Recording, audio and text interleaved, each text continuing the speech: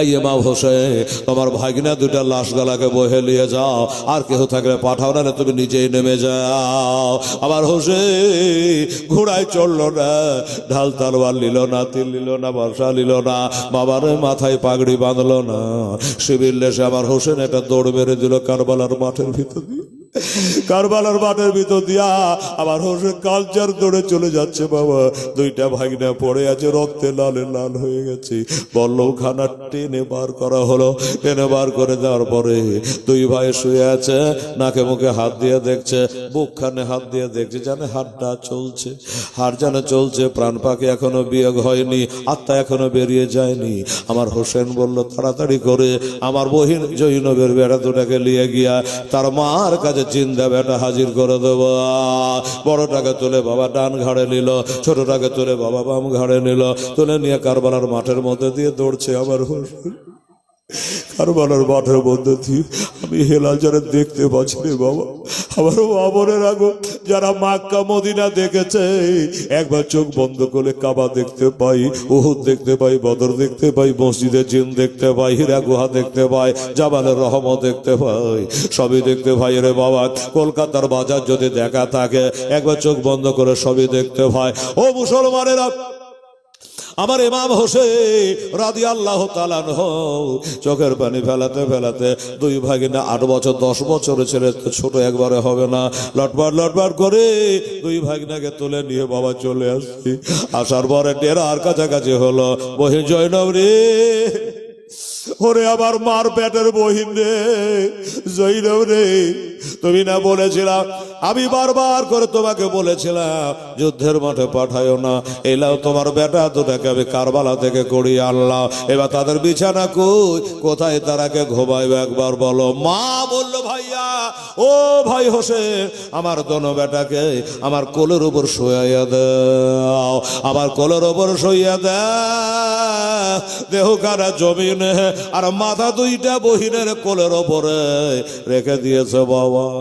এবার রেখে দিয়ে মা চেহারাতে হাত বোলাচ্ছে, রক্ত গলা মোচাচ্ছে রে বাবা, ধোলা বালি গুলা মোচাচ্ছে, আর দোলা বালি গলা মোচাচ্ছে, আর বলছে বেটা আমার মনের আশা, আমি শহীদের মা হতে চাই, ঠিক আছে, কিন্তু বেটারে তোদের তো যাওয়ার টাইম হয়ে গেছে, একটু দয়া করে যাবার আগে একবার চোখের পাতা তুলে মা দিকে একবার দেখে যাও, একবার দেখে যা, মাকে দেখলে নেকি হয়। তোরা যদি মাকে দেখতে দেখতে দমটা চলে যায় তাহলে কিয়ামত পর্যন্ত তোরা হজের নেকি কামাতে থাকবি রে বেটা।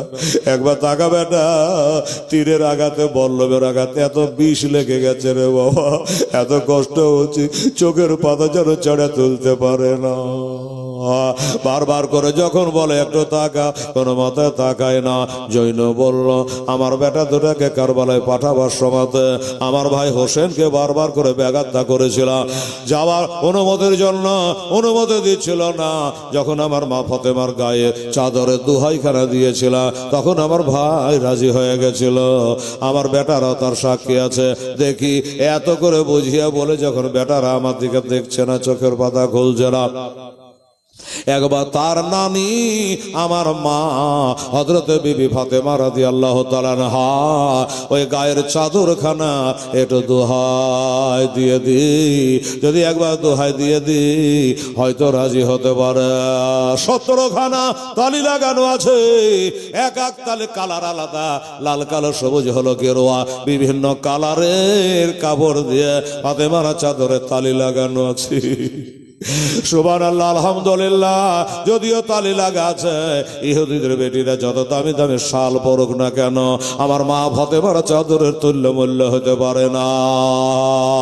যার কারণে বাবা ওই 17 কারা তালি লাগানো চাদরে দোহাই দিয়ে দিল বেটা, ও বেটাও না মোহাম্মদ রে, আমি বারবার করে তোরাকে বলছি তোরা চোখের পাতা তুলে মাকে দেখছিস না, তো তোর নানি আমার মা ওই ফাতেমার চাদরের তোরাকে আমি দোহাই দিয়ে দিলাম। আহা বেটা, তো নানি আমাদের মা ফাতেমার গায়ের চাদর মোবারকার দোহাই তোকে দিলাম, একবার তাকা বেটা, একবার চোখের পাতা তুললে বেটা, বাবা গো, মা বোনেরা গো, হায় রে হায়, এ কত মূল্যবান চাদর ছিল রে বাবা। যেমনি মা ফাতেমা চাদরে দোহাইখানা দিয়েছে, অমনি বড় ছেলেটা লাটার মতো টানা চোখ গলা, এত কেঁদেছে, এত এ হয়েছে, তাও কিন্তু বাবা মা যে সুরমা দিয়ে দিয়েছিল, ওই সুরমা গোলা যেন এখনো ধুয়ে যায় না। শোনা, লাটার মতো টানা টানা চোখ গলা, সুরমা দেওয়া চোখ গলা মা দিকে যেন ফাট করে খুলে দিয়েছে বাবা। ফাট করে খুলে দিয়া মা দিকে একবার তাকিয়ে দেখলো, আর মায়ের দিকে তাকানোর পরে পরে এই যে নাকের বাসি খানা বাবা, নাকের বাসি খানা যেন ঢলে গেল, নাকের বাসি ঢলে গেল। তার মানে হলো এটাই যে আজ যখন আমার বেটা নাকের বাসি ঢলে গেল, মাকে দেখতে দেখতে বাবা তার দম চলে গেল। ছোট ভাইটাও তাই, ছোট ভাইটাও তাই, একবার মায়ের দিকে তাকাতে তাকাতে বাবা রে তার দম চলে গেল। বলুন ইন্না লিল্লাহি ওয়া ইন্না ইলাইহি রাজিউন। মাকে দেখতে দেখতে দুই বেটা প্রাণ পাখি বিয়ে হয়ে গেল।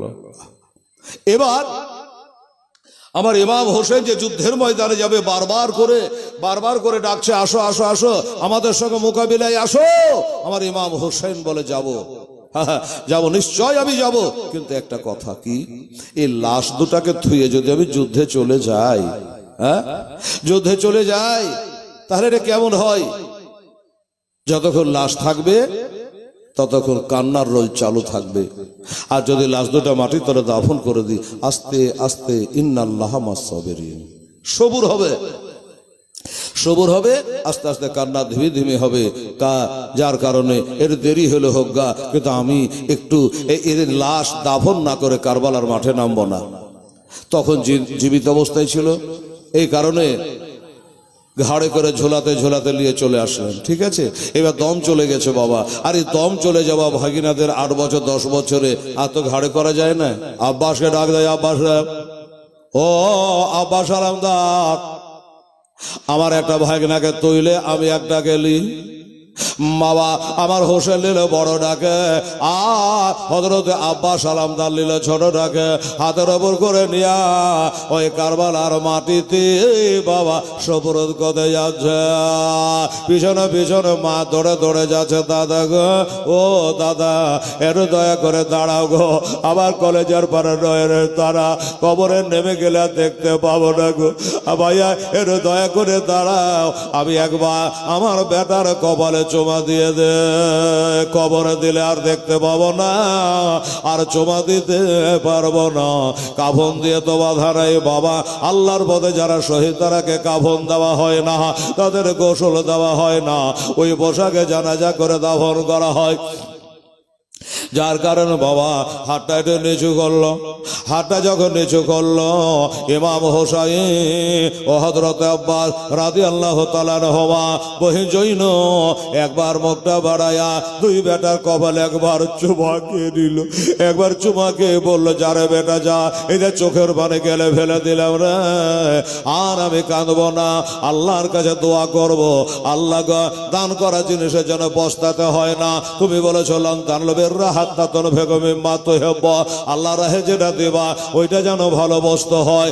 আল্লাহ এ দুনিয়াতে আমার কাছে সব থেকে ভালো পত্র ছিল আমার মা বলা তো ওইটা, আমার দোনো বেটা, আমি তাকে তোমার পথে দান করে দিয়েছি, আল্লাহ আমারে কোরবানে আল্লাহ তবে কবল করে না। একবার ডেকে না গো তোমার দার, এর জোরে বলে সুবহানাল্লাহ। একবার ডেকে না গো তোমার দার, তোমার দারে যেতে আমার মনে চায় বারে বারে, একবার ডেকে নাও গো তোমার দ্বার, তুমি কত দয়ার নবী কাঁদিতেছেন ও মাতে ভাবি নাবি গো আরে উম্মতিদে তোরার জন্য কাঁদবেন মহাসারে দেখে নাও গো তোমার দার নবী একবার দেখে নাও গো তোমার দেশ মহাসারে কঠিন দিনে কেউ তরাবে না তুমি বিনে নবী গো আরে গুনাহগার সব দলে দলে আসবে তোমার দ্বারে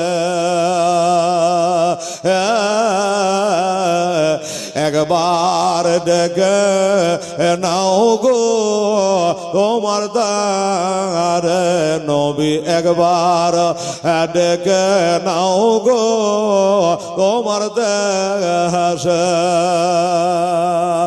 মনে বড় আশায় আছে যাব আমি তো মার কাছে নবী গো আরে দুঃখ ব্যথা ভুলে গিয়ে থাকবো জীবন ভরে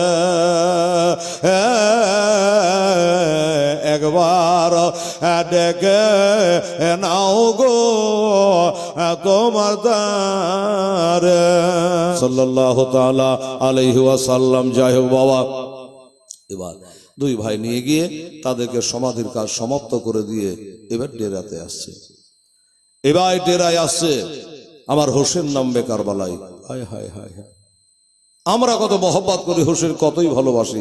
দেখেন যখন উনি যাবে যুদ্ধের ময়দানে একটার পর একটা করে বারবার বাধা চলে আসছে, ওনাকে নামতে দিচ্ছে না। কারণ ইনি হলো 12 ইমামের এক ইমাম, ইনি হলো ইমামুজ্জাহান, সারা জগতের ইমাম।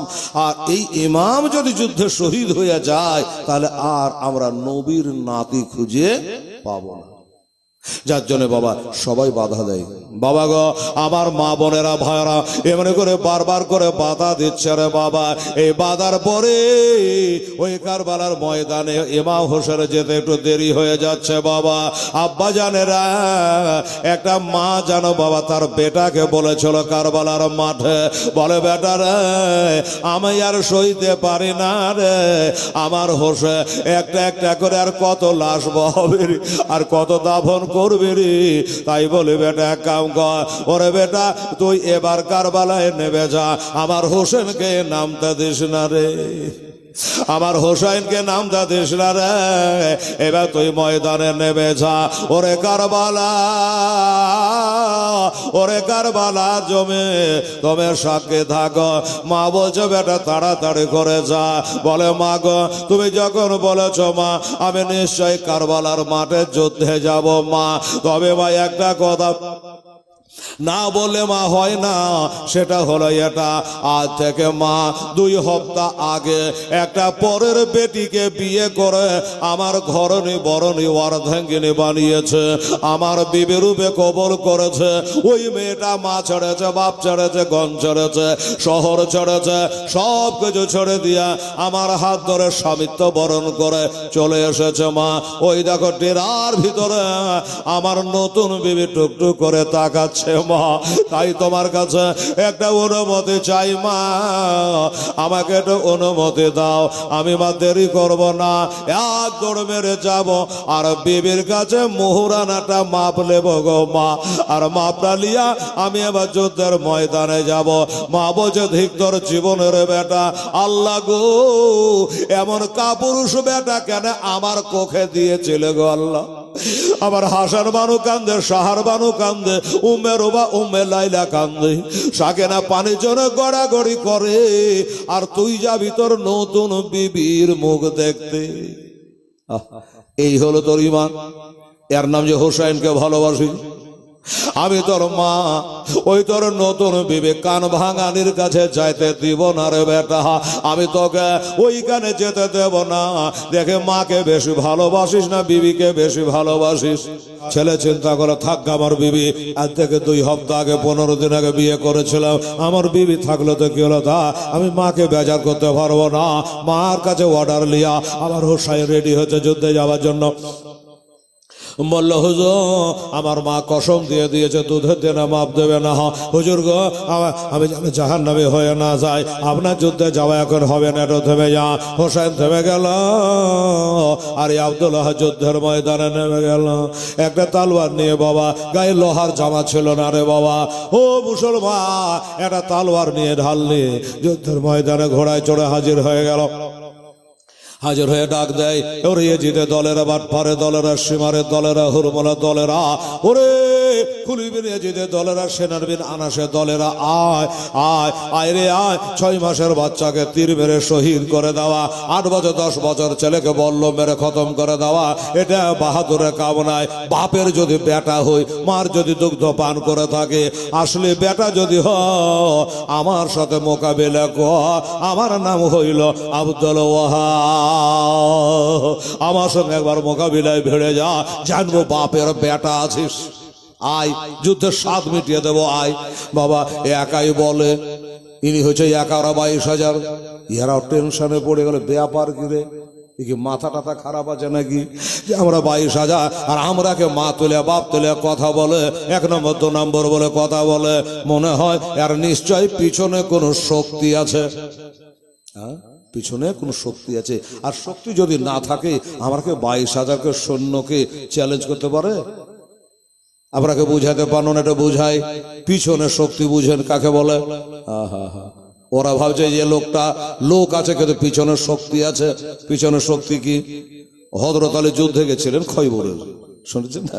খয়বরের যুদ্ধে হাতের ঢাল ভেঙে গেছে, লোহার পাল্লা ওই দরজা, ওটাকে ভেঙে হাতে ঢাল বানিয়ে যুদ্ধ করলো। যুদ্ধ জয় হয়ে গেল, চালিয়ে ফেলে দিল, তোর আর কাজ নাই। তো লোকজন চিন্তা করলো যে এত ভারী লোহার পাল্লা আর গুড্ডির মতো হযরত আলী হাতে নিয়ে যে সারাদিন যুদ্ধ করলো, তা দেখতে লোহার মতো, ওজন কি এই কাগজের মতন নাকি? দেখি তো একবার। 10 জনা গেল, হিলা গেল না। 20 জনা গেল, লড়া গেল না। 30 জনা গেল, বাবা 40 জনা গেল, বাবা রে ওই পাল্লাটা মাটি থেকে শূন্য করা গেল না, এত ভারী। চিন্তা করে। অথচ আমার হাসান হোসেনের বাবা হযরত আলী সারাদিন রাখা হাতের গুড্ডির মতো করে নিয়ে যুদ্ধ করেছে। হ্যাঁ, তো এই হযরত আলী একদিন শুকনা জবের রুটি খাচ্ছে। বুঝাচ্ছি আপনারাকে, শুকনা জবের রুটি এত শুকিয়েছে, চৈত্র মাসে যেমন শুকিয়ে যায়। হ্যাঁ, ওই বাবা রুটি এত কড়া হয়েছে, এত শক্ত হয়েছে, দাঁত দিয়া হুড়াহুড়ি পাছড়া পাছড়ি ভাঙতে পারা যায় না। ওখানে একটা লোক যাচ্ছে, হুজুর ও হুজুর, শক্তি কোথায় গেল? ওই কথাটা বলছে। যুদ্ধের প্রান্তরে লোহার পাল্লা কামড়ে কেল্লা হাতের ঢাল করে যুদ্ধ করলেন, 40 জনাতে চাড়তে পারেনি, ওটা একেবারে হাতে চাড়ে লড়াই করলেন। আর এতটুকু একটা রুটির টুকরা তাই দাঁত দিয়ে ভাঙতে পারছেন না। শক্তি কোথায় গেল? বলবে কি বলবে না? সাধারণ আপনার শক্তি কোথায় গেল? তখন হযরত আলী বলছে যে আজকে আমি রুটি ভাঙছি, আর সেদিন লোহার পাল্লা আমি চেড়েছিলাম, আমার হাত তোমরা দেখেছো আমি চেড়েছিলাম, হাত হলো আমার, আর শক্তি ছিল নবী মুস্তাফার। জোরে বলেন সুবহানাল্লাহ। লোকে মনে করছে আমি ছেড়েছি, আমি ছাড়িনি, আমি ফর্স, আমি লোহার পাল্লা খানা ছেড়েছি আমার হাত, কিন্তু শক্তি ছিল নবী মুস্তাফা। আরে নবী মুস্তাফার কামলের ছায়ায় যদি জাগা নিতে চায়, আরে প্রাণটা খোলে দলে দলে সল্লে আলাগাও, সল্লে আলা গা ওরে মহা সারের কোঠে দিন কে তো রবে এসে পাপিগণ সব নিজের পাশে নাই বেড়াইয়ে ভেসে বেড়াইয়ে ভেসে। হযরত আলী বলল যে লোহার পাল্লাটা ছেড়েছিল, হাত ছিল আমার, শক্তি ছিল নবী মুস্তাফার, আর আজকে জবের রুটিটা ভাঙছে এটা আমার নিজের শক্তিতে ভাঙছে। চিন্তা করে তাহলে পিছনের শক্তি থাকে কি থাকে না? হ্যাঁ, হযরত আলী পিছনের শক্তি আমার নবী ছিল, বুঝে গেলেন? তাই বলছে ব্যাপার কি, আমরা 22,000 আর ও হলো একা, আমরাকে চ্যালেঞ্জ করছো বারবার করে কি নিশ্চয় পিছনে শক্তি আছে। বাবারা বারবার করে যখন ডাক দেওয়া হলো, একজন এসে হাজির হয়ে গেল, একজন এসে হাজির হয়ে গেল। হাজির হয়ে যাওয়ার পরে বলছে বাবা কি খবর? বলল আপনার সঙ্গে যুদ্ধ করার জন্য আমি এসেছি। এই মুসলমানেরা যুদ্ধ করার জন্য এসেছে। আমার আব্দুল্লাহ বলে আহারে তোর চেহারাটা দেখে বড় ময়া লাগে রে, এত সুন্দর চেহারা নিয়ে তুই যুদ্ধ করতে এসেছে। আচ্ছা বলতো বাবা একটা কথা বল, তোর বাপ মা বেঁচে আছে? এই তোর বাপ মা বেঁচে আছে? বলে আছে। বলে আছে তো যা, আমি এখানে থাকছি, লড়াহিলা করবো না, ডাহিনে বাইরে যাবো না। ঠিক এই জায়গাতে পেয়ে যাবি আমাকে, এসে একটা দৌড় মেরে তোর বাপ মার মুখ খান দেখে চলে গে যা। লোকটা কি ভাবে বলেন তো? তোর বলার ঢঙ্গে মনে হয়েছে যে আমার বাপ মাকে দেখে চলে যাবে, না দেখতে পাবি না, আমি শেষ। পিল হয়ে চমকে গেছে। আর এবার যদি বাপ মাকে দেখতে যাই তাহলে চাকরি থেকে ঢেরা, চাকরি হয়ে যাবে। আর যে যা ইয়ার কথাবার্তা যার ঢং, তাতে মনে হচ্ছে যুদ্ধ করতে গেলে আমাকে মরতেও হবে। কোনটা করি, জায়গা মরবো, বাপ মাকে দেখতে আর যাবো না, বাপ মাকে দেখতে যাব না। বললো আমি দেখতে যাব না, যুদ্ধ করব। তাই নাকি, যুদ্ধ করবি? বলে হ্যাঁ। তো করবি তো দেরি কেন রে, সবাই নষ্ট করছিস কেন, তাড়াতাড়ি চালু করে দে। আপনি চালু করে? বলে না, আমরা হোসেনের দলের লোক, আমরা আগে চালু করি না, আমরা চালু করি না, আমরা কাউকে আগে অন্যায় করে না। আর আমাদের যদি কেউ একটু অন্যায় করা দূরের কথা, এমনি করে যদি আঙুল দিয়ে একটু ছুঁয়ে লাই, ওরা দেহুতে মুন্ডুখানা আর রাখি না। আমার নাম হলো আব্দুল ওয়াহাব। ও বাবা গো, বলে ঠিক আছে। আগে ওই লোকটা একটা তালোয়ার মেরে দিয়েছে, আর যেমন মেরে দেওয়া, আব্দুল ওয়াহাব বলে এবার হুঁশিয়ার হয়ে যা, মাকে দেখলি না, বাপকে দেখলি না, এবার জাহান্নামে চলে যা। তুই একটা মেরেছ, আবার দুটা মারা দরকার নাই। উনি বাবা একটা তালবার মারলো, ঈশা জোরে মারলো, এত জোরে মারলো, এত জোরে মারলো, এই মাথাটা কেটে যারা পাক খেতে খেতে 10 হাত দূরে গিয়ে পড়েছে। সুবহানাল্লাহ, 10 হাত দূরে পড়েছে। একদিকে লাশ পড়ে গেছে, মাথার দিকে বরবার করে করতে করতে চলে গেল। কি হবে এখন? তার মধ্যে টস টস টস টস করে কাতরা কাতরা রক্ত ঝরছে। আর একজন এসে হাজির হয়ে গেল। আরেকজন এসে হাজির হয়ে গেল। আমার আব্দুল্লাহ জিজ্ঞাসা করছে তুই কে রে? বলে বাড়ি আমার তুর্কিস্তান। তোর যাবার টাইম হয়েছে মনে হচ্ছে এখন কবরস্থান, তার লেগে তুই খেলালি। হ্যাঁ, দেখে ভয় হয় না যে একটা মুন্ডু কদ্দুরে পড়েছে আর লাশটা কাতলা মাছের মতো লাভ হয়েছে, আর তুই আবার মরতে চলে আসলি? বলে মরবো না, হয় মারবো, আমি যুদ্ধ করবি? বলে হ্যাঁ। দিল বাবা চালিয়ে, একটা মারলো পাওনা হিসাবে, আর একটা মারলো বাবা রে, ওর মাজা নিশান করে মারলো। আর যেই মাজা নিশান করে মারা, ওনে যেন মাজা থেকে কেটে 2খানা হয়ে গেল। আর একজনা চলে আসলো, ওকে চালিয়ে দিল, আর একজন আসলো, ওকে চালিয়ে দিল। এমনি করতে করতে একদমে বাবারা 40 জনাকে কতল করে ফেলল। আপনাদের বাড়ির বাংলা কেতাবখান খুলে দেখবেন লেখা আছে 77 জন। আর আমাদের আরবি উর্দু কেতাবে খুতবাতে মুহররম শারে কারবালা, খাকে কারবালা, এসব বইয়ের মধ্যে লেখা আছে 40 জনাকে এক তালবারে কতল করে ফেলেছে, লাশে ঢেরি লাগিয়ে দিয়েছে বাবা। কিন্তু এবার